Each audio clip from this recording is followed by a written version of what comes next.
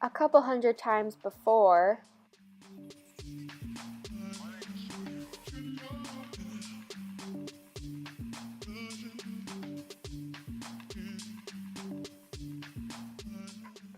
but we finally got it.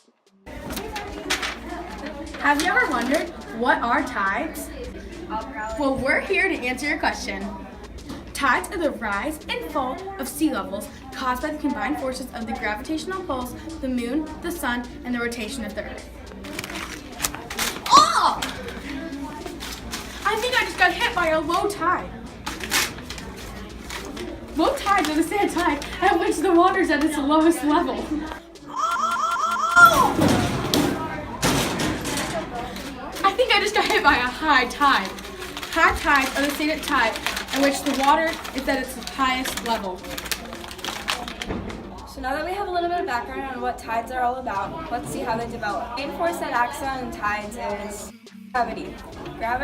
The gravitational pull between the sun and the moon creates the tides. What the heck is this? For the side facing away from the moon, inertia draws it away from the earth, forming another bulge. As the earth rotates and revolves, the moon goes through all its phases and the tides change and move. Hey, what's this? Spring tides are tides just after a new or full moon, when there is the greatest difference between high and low water levels. Another one? A neap tide is a tide in which the difference between high and low is at its least.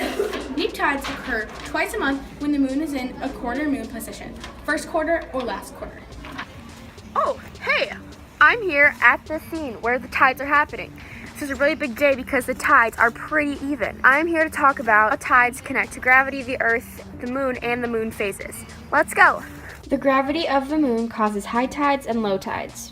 Let's pretend that this is the moon and this is the earth.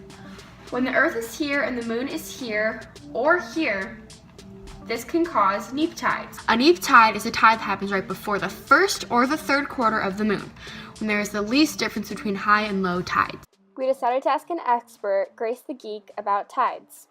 The moon controls tides, and I also know that the sun's tide generating force is 1/2 of the moon's, which is 27/59.